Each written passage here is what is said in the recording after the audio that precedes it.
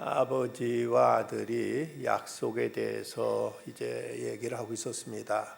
아버지가 아들에게 너 나한테 착한 아이가 되겠다고 약속했지? 예, 했어요.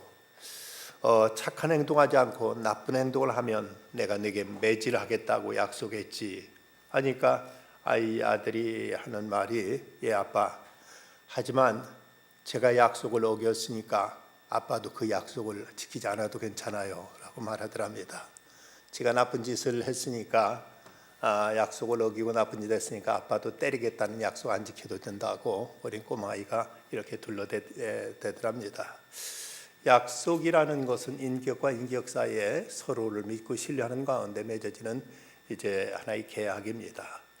약속을 이제 경홀히 여긴다면, 약속을 가벼이 여긴다면 그 사람은 인간적인 대우를 받을 수가 없습니다.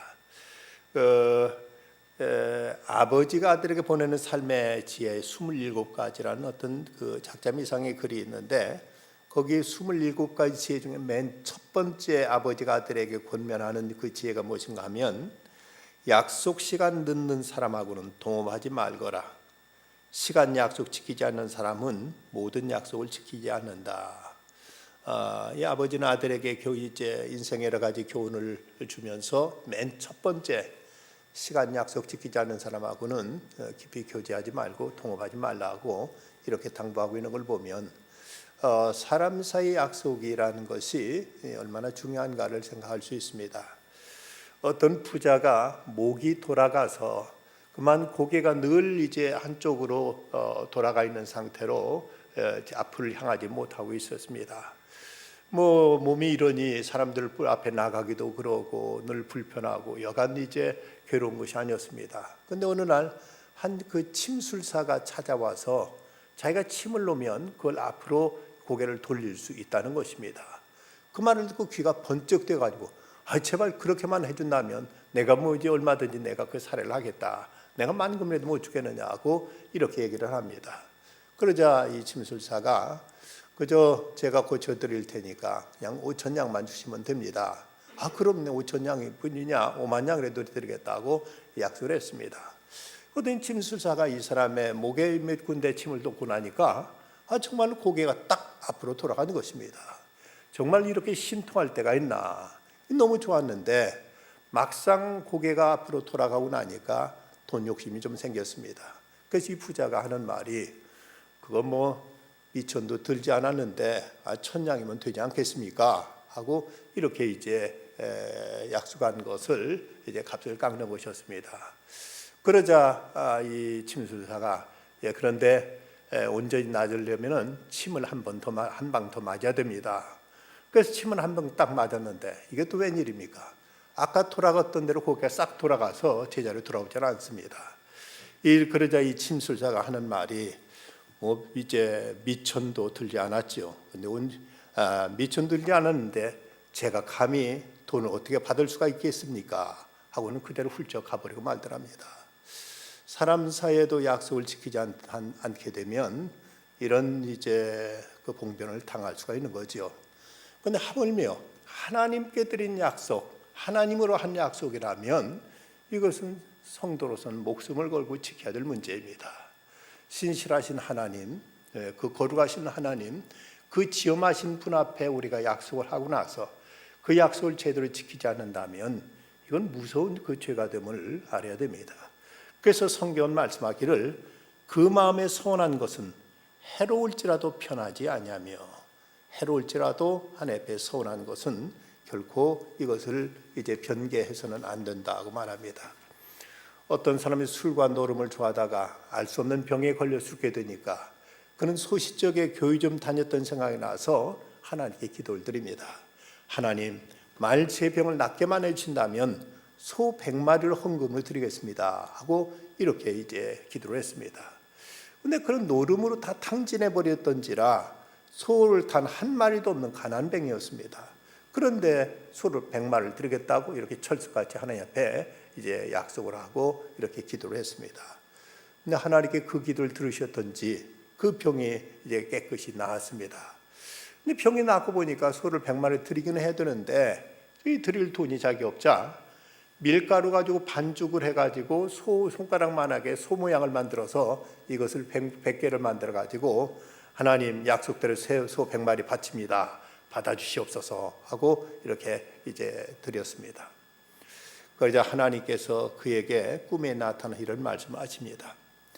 내가 내게 서운하여 약속한 소가 그런 것이라면 나는 내게 100마리 소를 받은 것이 틀림없다. 내일 아침 바닷가로 나가라.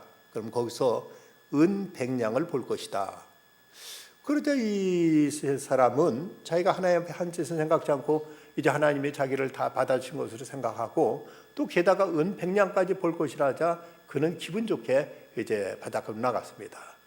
바닷가로 나갔다가 그만 해적한테 붙잡혀 가지고 노예로 팔려가면서 100냥이 해적의 손에 넘어가는 모습을 보게 되었다는 것입니다. 하나님을 만으로 여길 때, 하나님을 경홀히 여길 때 이것이 얼마나 무슨 죄가 되는가를 우리는 알아야 됩니다.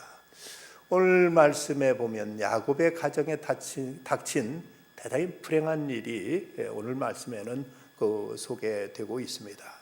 첫째 사건의 발단은 본문 1절과 2절 말씀, 레아가 야곱에게 낳은 딸 디나가 그 땅의 딸들을 보러 나갔더니 히 족속 중 하몰의 아들 그 땅의 추장 세겜이 그를 보고 끌어들여 강간하여 욕되게 하고, 야곱의 딸, 외동딸이죠. 12명의 아들이 있고 1명의 딸이 있는데 바로 외동딸 디나가 지금 그 세겜 지역에서 그곳에서 그 동네 여자들 만나러 나갔다가 그 세겜의 추장, 세겜 족속의 추장인 그 세겜한테 그만 이제 강간을 당하게 되는 이런 불상사가 일어나게 됩니다. 이 사건의 배경이 왜 이런 일이 일어났을까? 그 사건의 발단은 우리가 33장 17절 이하에서 그 어떤 단서를 찾아볼 수가 있습니다. 그 말씀에 보면 야곱은 숫곳에 이르러 자기를 위하여 집을 짓고 그의 가축을 위하여 우릿간을 지었으므로 그 땅 이름을 숫곳이라 부르더라.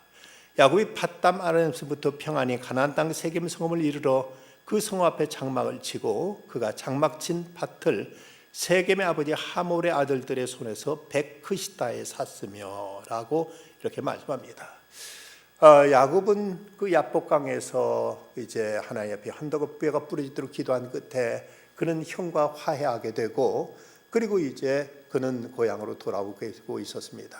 그런데 그는 숫곳이라는 곳에 이제 이르렀을 때 왠지 그곳에서 땅을 사고 그곳에 머물면서 거기다가 자기 집을 짓고 거기다 이제 우릿간을 가축의 우릿간을 짓고 그곳을 숫곳이라고 이제 부르게 됩니다. 이 숫곳이라는 곳은 야복강으로부터 북쪽으로 16km쯤 떨어진 요단 동편 계곡에 위치한 곳입니다. 저 동북쪽인 하란에서 왔다면 그는 남쪽으로 아니면 남서쪽으로 갔어야 될 터인데 다시 북쪽으로 16km를 더 가서 그곳에다 이제 그는 자리 잡고 거기다가 집을 짓고 땅을 사고 또 가축을 위해서 우릿간을 짓고 이름을 그 숫곳이라는 이름 자체가 우리, 짐승의 우리, 또 운막이라는 이런 뜻을 가지고 있는 이름입니다. 그곳에서 그는 머물고 있었는데 적어도 몇 년간을 그곳에 머물렀습니다.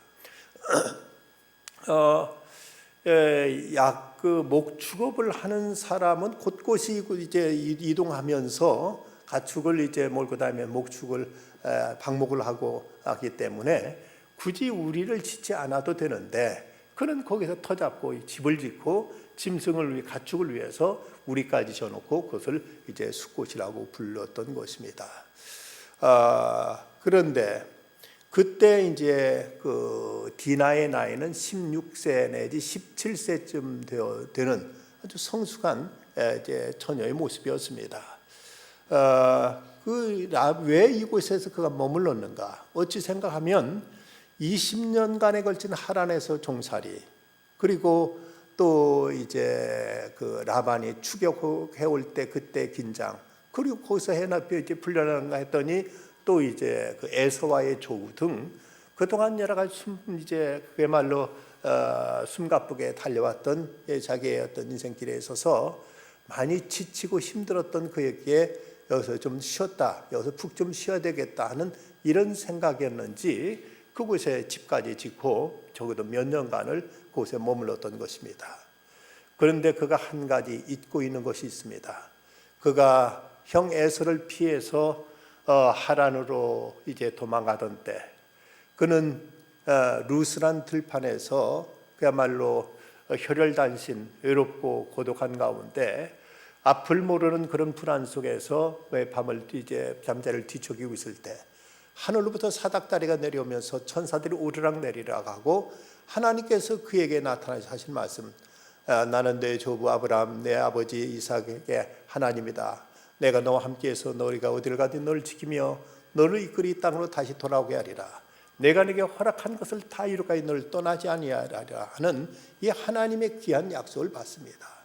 그때 야곱은 잠에서 깨서 너무나 하나님의 감사하고 감격해서 자기가 돌베개 했던 그 돌을 세워놓고 거기다 기름을 붓고 하나님 앞에 이제 제단을 쌓습니다. 그리고 그때 서원했던 말이 창세기 28장 20절 이후에 보면 이렇게 기록되어 있습니다.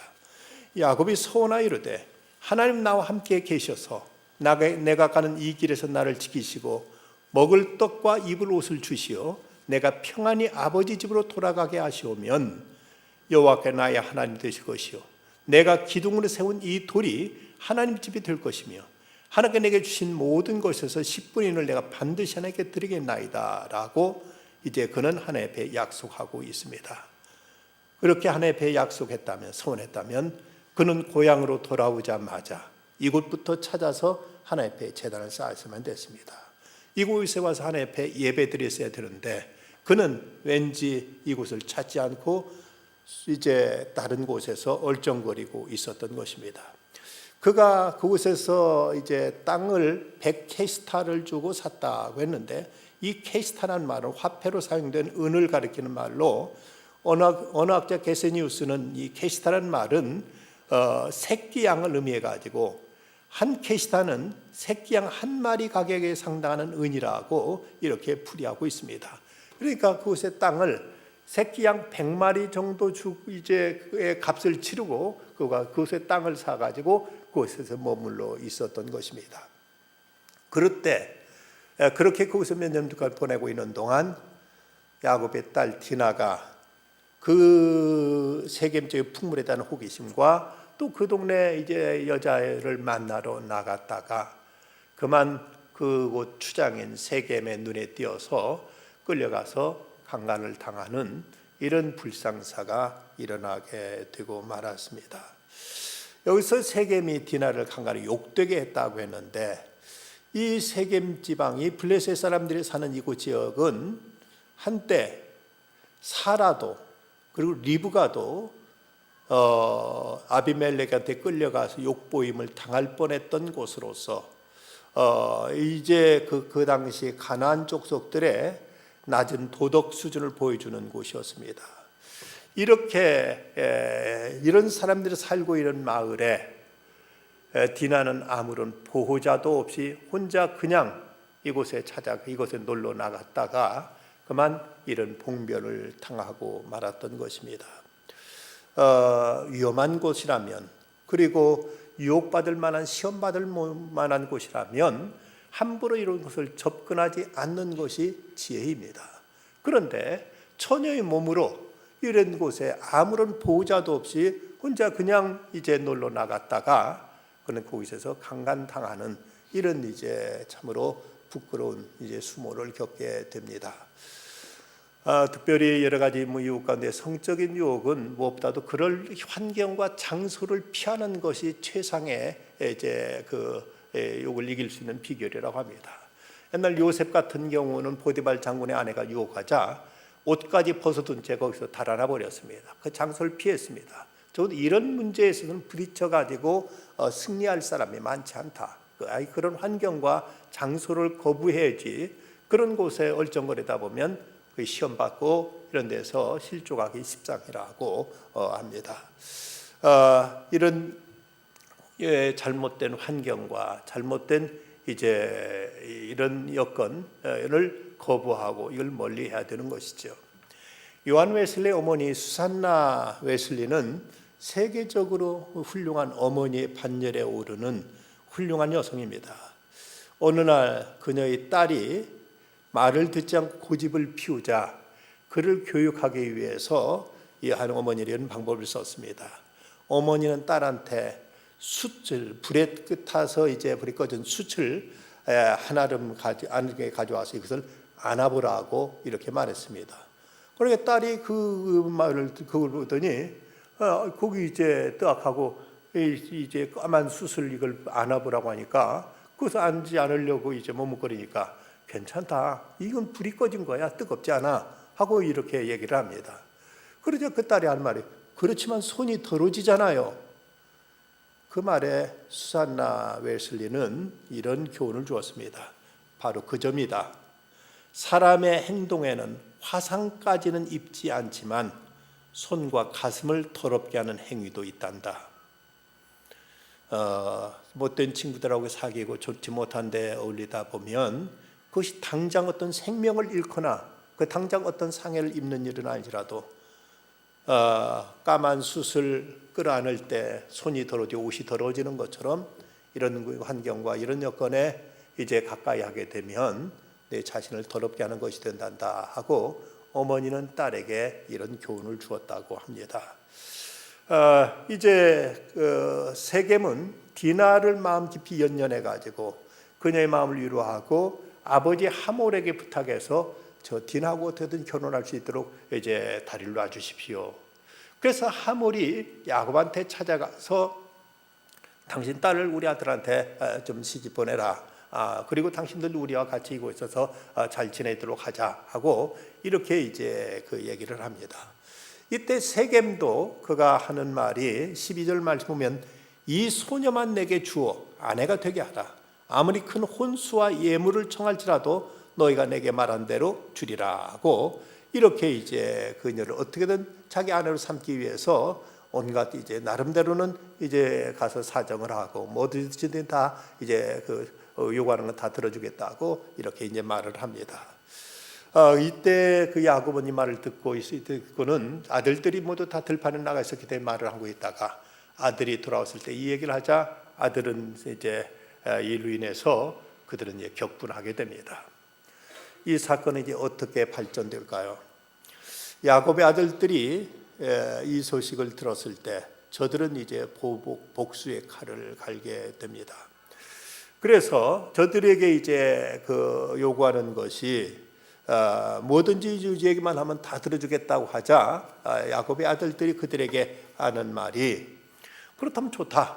우리는 이제 할례를 받은 민족인데 너희들 할례를 받지 않으면 우리와 같이 통혼할 수 없다 하고 이렇게 딱 잘라서 얘기를 합니다. 그러니까 그 말을 듣고는 이 세겜과 하몰은 어떻게든 그 디나를 자기들의 며느리요 자기 아내로 삼기 위해서 거기 그 조건에 좋다 우리도 그럼 다 할례를 받겠다 하고 이렇게 이제 다짐하고 약속을 하는 것입니다. 그래서 24절을 보면 성물으로 출입하는 모든 자가 하몰과 그의 아들 세겜의 말을 듣고 성물으로 출입하는 그 모든 남자가 할례를 받으니라. 모두 다 할례를 받았다고 이렇게 성경이 기록하고 있습니다. 여기서 야곱의 아들들에게 있어 문제가 있다면 저들은 세겜 족속을 향해서 하나의 기만으로 이제 할례를 받아야 된다고 이렇게 제의하고 있는데 저들의 어떤 이제 그 복수를 위해서 거룩한 성례를 기만술책에 악용하고 있다는 것입니다. 할례라는 것은 이스라엘 백성에게 하나님께 주신 그들이 하나님께 속한 백성이라는 표시로서 남자의 성기 포피를 잘라내는 것인데 이것을 이제 이 거룩한 성례를 자기들의 어떤 이기적인 개인적인 감정적인 어떤 목적을 달성하기 위해서 이 성례를 이것을 이용했다는 데 있어서 저들의 그 간악함이 여기에 내포되어 있는 것입니다. 사도 바울은 디모데에게 편지하면서 이렇게 말합니다. 마음이 부패하여지고 진리를 잃어버려 경건을 이익의 방도로 생각하는 자들의 다툼이 일어나느니라. 경건을 이익의 방도로 생각하는 자들이라고 말합니다. 어떤 자기 이기적인 목적을 위해서 어떤 신앙적인 어떤 거룩한 하나님과에 대한 어떤 예배라든지 은사라든지 직분이라든지 이런 것을 이용하고 이런 것을 이제 수단으로 해서 자기 어떤 속의 목적을 달성하고 자기 이익을 챙기려고 하는 자들에 대해서 사도 바울은 디모데에 대한 편지 가운데 이렇게 경고하고 있습니다. 물론 우리가 다른 어떤 이유로도 사기치는 것은 좋은 일일 수 없습니다만은 혹시라도 나는 목사인데, 나는 장로인데, 나는 교회 권사인데, 난 이런 성직을 빌어가지고 사람을 속여가지고 사기친다면 이건 100번 더 못되고 더 악하고 더 이것은 참으로 하나님의 벌 받을 짓이죠. 그냥 사기치는 것도 이건 용납할 일은 아니지만 어떤 이 거룩한 이제 그 경건을 이용해서 이걸 가지고 다른 사람을 속이고 다른 사람을 기만하고 이걸 가지고 자기 목적을 이루기 위한 수단을 삼는다면 이것은 더 무서운 죄가 된다는 사실을 알아야 됩니다. 그런데 야곱의 아들들은 자기들의 복수를 위해서 이렇게 성례를 이용해서 저들을 이제 곤궁에 빠뜨리는 이 모습은 무엇으로도 정당화되거나 이것은 합리화될 수 없는 무서운 죄인 것만은 분명히 사실입니다. 언젠가 인천에서 납북되었던 어부들이 북한에 약 한 달 동안 교육을 받고 돌아온 적이 있었습니다. 그 어부들의 말에 따르면 이북의 북한의 정보 담당관들이 어떻게 하면 남한 교회에 침투해서 빨리 집사와 장로가 돼서 주도권을 잡고 교회를 교란시킬 수 있느냐는 이 방법을 묻더랍니다. 잘 모른다고 했더니 며칠간 계속 집요하게 졸라대는 바람에 나중에 그들에게 한 말이 열심히 교회 나가서 금식하고 기도하고 헌금 많이 하면 될 것이라고 이렇게 알려줬다고 합니다. 신앙을 수단으로 한다는 것, 이건 무서운 죄가 됩니다. 내 목적을 이루기 위해서, 내 어떤 이기적인 욕망을 위해서 신앙을 이렇게 수단으로 하는 것, 이것은 대단히 참으로 불경한 일이요, 하나님을 이용하는 일이요, 대단히 이것은 사악한 일임을 우리 잊지 말아야 될 것입니다. 이제 이렇게 저들은 이제 그 속여서 저들 모두 다 할례를 받게 했던 것입니다. 그럼 이 사건의 결말은 어떻게 나타나는가? 이로 인해 잔인한 살상과 약탈로 이어지게 되지요. 본문 25절 이후의 말씀 보면 제3일에 아직 그들이 압할 때 야곱의 두 아들 디나의 오라버니 시몬과 레위가 각기 칼을 가지고 가서 몰래 그 성읍을 기습하여 그 모든 남자를 죽이고 칼로 하몰과 그 아들 세겜을 죽이고 디나를 세겜의 집에 데려오고 야곱의 여러 아들이 그 시체 있는 성읍으로 가서 노략하였으니 이는 그들의 누이를 더럽힌 까닭이라고 이렇게 말하고 있습니다. 야곱의 아들들은 특별히 시몬과 레위가 이제 앞장서서 저들 이제 성읍에 가서 그들 이제 할례를 받고 막 그 괴로워할 때 아파할 때 그때 이제 저들을 가서 도륙했던 것입니다. 그들이 특별히 시몬과 레위가 나섰던 것은 그 디나가 같은 어머니의 자식들이었기 때문에 더 어떤 면에서 그 레아의 그 자식들이었기 때문에 더 어떤 그에 대해서 더 친밀감을 가지고 이렇게 앞장선 것이 아니었는가 하고 이렇게 보여집니다. 가서 이제 그곳에 있는 하몰과 세겜 그리고 그 남자들이 모두 다 할례를 받고 힘들하고 막 아파하고 이제 어쩔지 제대로 움직이지도 못하고 있을 때 그때 가서 저들을 이제 칼로 진멸했던 것이죠. 제3일에 그들이 아파할 때란 바로 이제 할례로 인해서 어떤 염증과 고열이 최고조에 이르렀을 때 가장 거동이 불편했을 때를 틈타서 이렇게 저들에게 이런 살상극을 벌였던 것입니다. 기독교계 유명한 의사인 맥밀란 박사는 그의 책에서 현대 의학보다 4,000년이 앞선 성경이라는 이제 그 챕터에서 할례에 대한 얘기를 하고 있습니다. 미국의 의사들이 어린아이한테 언제 포경 수술하면 가장 좋은가를 연구했는데 이제 태어난 지 8일 만에 할례하는 것이 제일 좋다는 이런 연구 결과가 나왔습니다. 아이들이 태어났을 때는 갓 태어나서는 피가 너무나 깨끗하고 맑기 때문에 지혈이 되지 않는다고 합니다. 지혈이 되지 않아서 피가 멈추지 않는데, 그런데 태어난 지 5일 만에 그때 그 피를 멈추게 하는 비타민 K가 몸에서 생성되기 시작한다는 것이죠. 그런데 참으로 놀라운 것은 8일째 될 때, 이때가 비타민 K가 제일 많이 몸에 생성돼요. 평상시보다 110%가량 몸에 이 비타민 K가 생성돼서 그때가 지혈이 제일 잘 된다고 합니다. 일생에 난 지 8일째 되는 때가, 그때가 몸에서 비타민 K가 가장 많이 나와서 지혈이 가장 잘 되고 통증을 적게 느끼는 때이라서 성경에 8일 만에 할례를 받으라고 한 것에 대해서 이 맥밀란 박사는 그런 감탄하면서, 그 비타민 K가 발견된 지도 얼마 안 되는데, 근데 이제 4,000년 전에 이런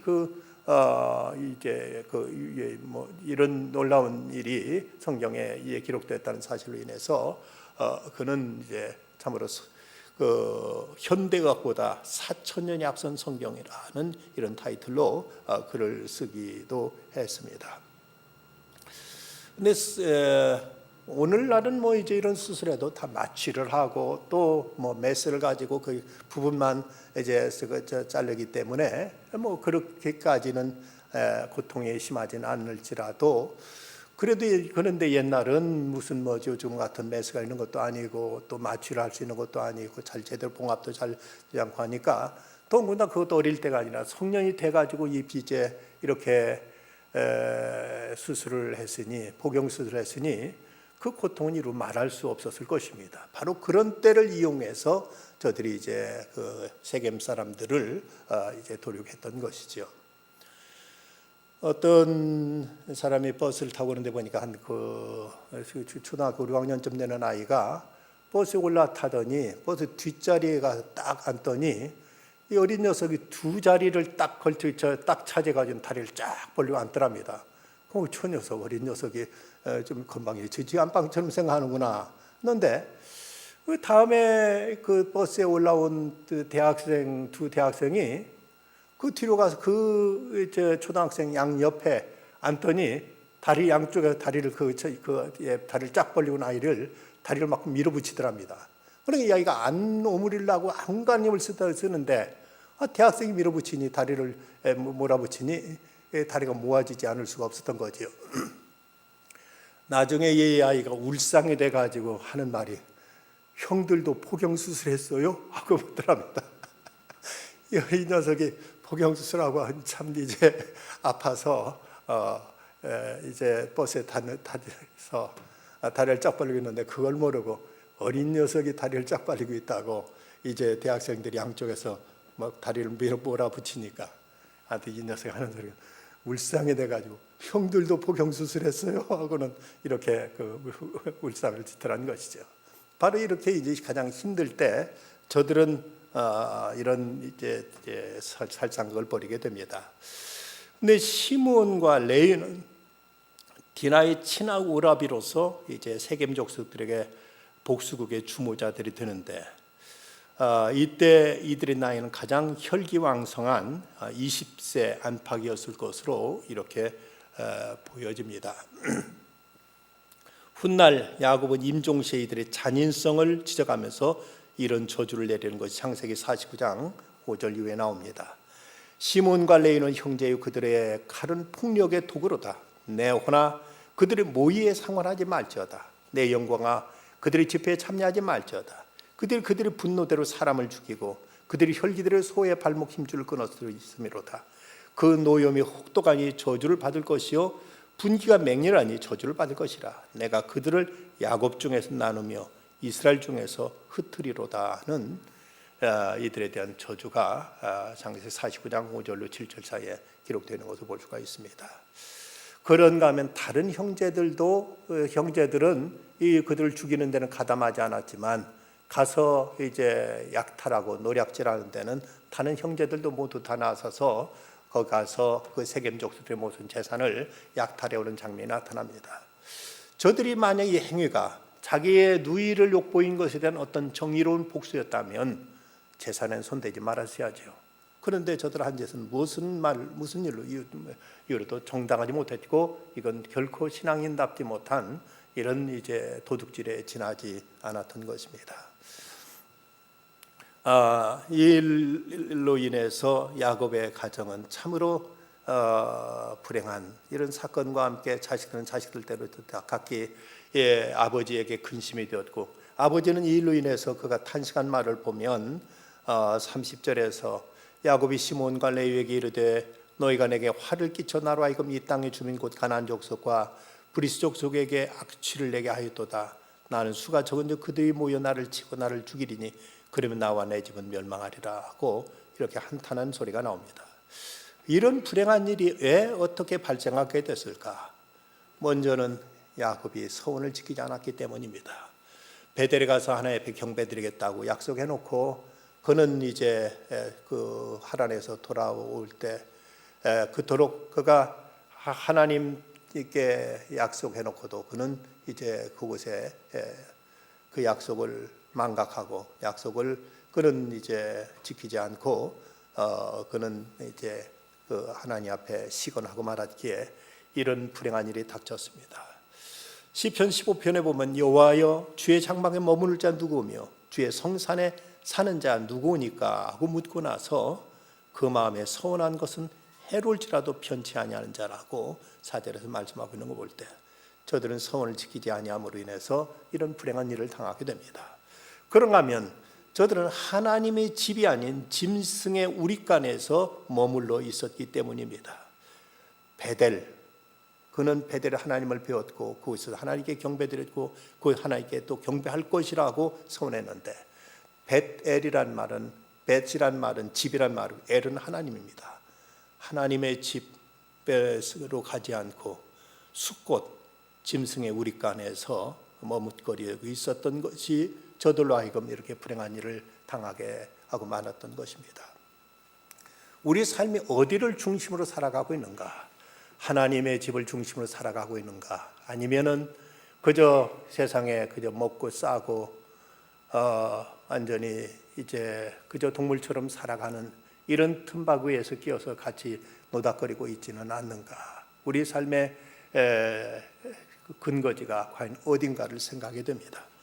예수님은 12살 되셨을 때도 그 부모가 찾을 때 어찌하여 나를 찾으셨나이까? 내가 내 아버지 집에 있어야 될 줄을 알지 못하셨나이까? 하고 이렇게 말씀하시는 것을 누가복음 2장 49절은 말씀하고 있습니다. 또 하나 문제가 있다면 야곱의 그 경건이 자녀들에게 제대로 이어지지 못한 탓이었습니다. 야곱은 한때 협복각관에 환도뼈가 부러지도록 기도하며 하나님과 씨름했는데 자식들은 아직 아버지의 그 신앙이 그대로 저들에게 전승되지 못하고 있었습니다. 그래서 이 딸은 딸대로 그냥 망나니처럼 이제 그 위험한 곳에도 아무렇지 않게 이제 나갔다가 그만 거기서 봉변을 당했고, 자식들은 자식들대로 아버지 만류에도 불구하고 이렇게 분탕질하듯이 칼질하고 죽이고 살상 걸 버림으로 아버지에게 큰 근심과 걱정을 끼치고 있는 자식들의 모습을 볼 수가 있습니다.